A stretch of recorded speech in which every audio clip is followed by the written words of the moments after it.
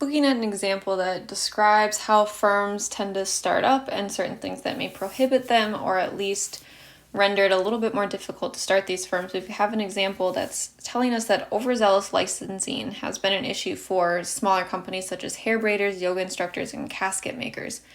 We'd like to know, how does this overzealous licensing affect new business formation?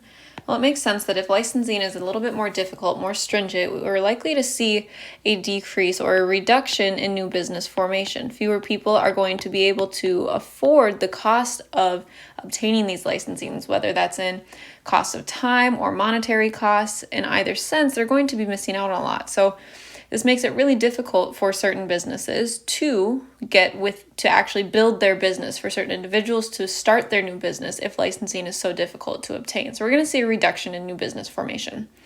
Part B here is asking us why this licensing requirement in the first place. Why are these requirements even being passed?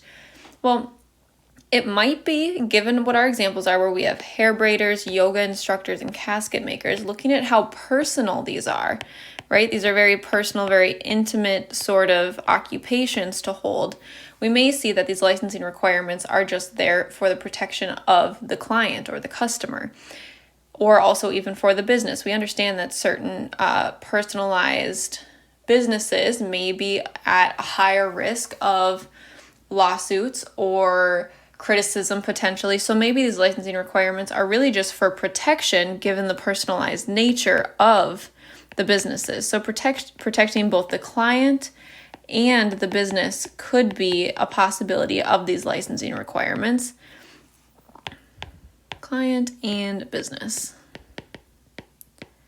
And we have seen over time that licensing requirements have become a little bit more stringent, a little tougher because of this personalized nature of businesses.